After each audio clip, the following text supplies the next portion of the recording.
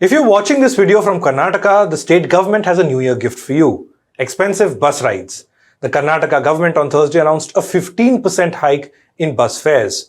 They say it is to catch up with high operational costs like fuel maintenance and staff salaries.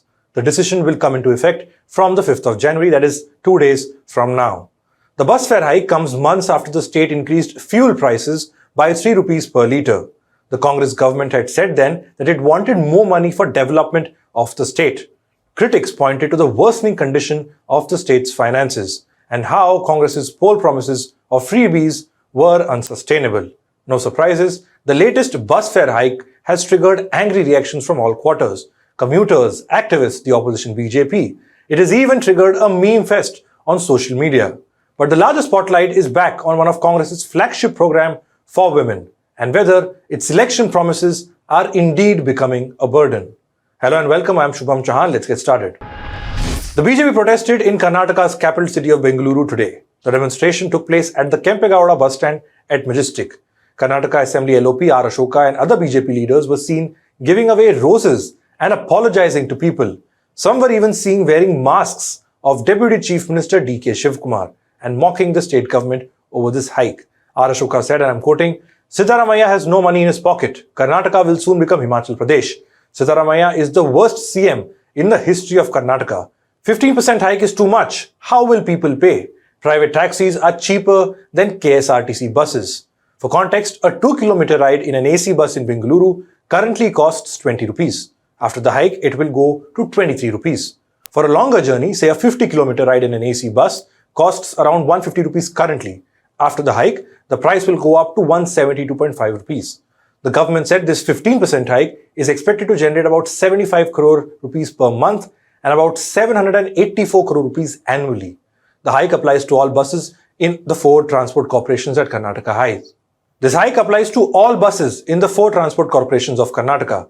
These 4 corporations are Karnataka State Road Transport Corporation or KSRTC, Bengaluru Metropolitan Transport Corporation or BMTC, Northwest Karnataka Road Transport Corporation or NWKRTC, and Kalyana Karnataka Road Transport Corporation or KKRTC. On last count, these 4 RTCs operate a combined 23,989 buses across the state with an average run of 65.02 lakh kilometers per day. The Karnataka government led by Congress's Siddaramaiah had indicated a few months back that a hike in these bus fares was long due. Except for the BMTC, which is the Bengaluru Metropolitan Transport Corporation, all other RTCs saw a hike in 2020. Fares for these buses were increased by 12% at the time. BMTC fares were last hiked by 17% in April 2014, but saw a 2% reduction a year later, that is 2015. The Karnataka government has now defended the latest hike, saying bus ticket prices in Karnataka would still be lesser than some of the other states like Andhra Pradesh, Telangana and Maharashtra. The hike comes at a time when the state government is already under fire for what many call its unsustainable freebies. In that light, the Siddaramaiah government also reiterated that its Shakti guarantee will continue. Shakti is the Congress government's flagship program launched in 2023, that is a week after the Congress party came to power. The scheme offers free ride for Karnataka women in state-owned non-luxury buses across the state. In the current fiscal, 5,000 crore rupees has been earmarked for this particular scheme.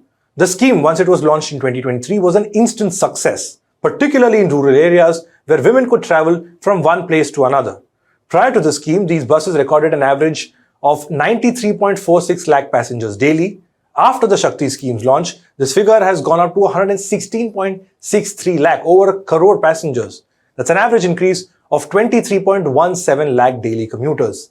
According to the Karnataka Transport Department, 350.9 crore free bus rides were undertaken through the Shakti scheme from June 2023 to December 2024. This costed the state exchequer about 8,500 crore rupees. Which brings me to the other aspect, rising costs. Ideally, the state government needs to be reimbursing these bus service providers in a way in order to keep their finances going, especially when these RTCs aren't the richest of them, at least on paper. So has the government, that is the Karnataka government, done its bit? Not entirely. Government data as on October 2024 shows the government still owns these corporations about 1,700 crore rupees. This is just for their expenditure on the Shakti scheme. Now, despite the surge in overall revenue due to the implementation of this scheme, the 4 state road transport corporations showed a combined loss of about 1250 crore rupees just in the year 2023-2024.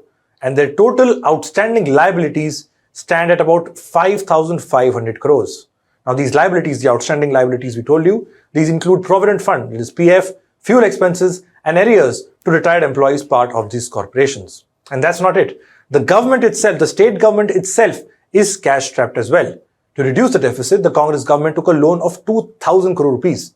Basically, another burden to reduce an already existing burden. Transport Minister Siddaramaiah-Led blamed the previous BJP government for this mess. He says their predecessors did not clear these dues timely. Hence, they are in this situation.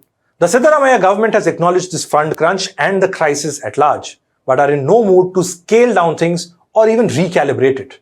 Transport Minister Siddaramaiah-Led said the government will keep the scheme going. For the people in Karnataka, after toll, electricity, alcohol and fuel, public transport is the latest addition, even as the Karnataka government balances the state's treasury with its electoral promises.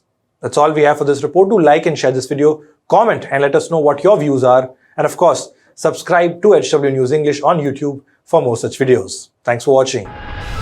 Stay ahead with our cutting-edge news app. Instantly access the latest shorts in just 1 minute and breaking news in just 50 words.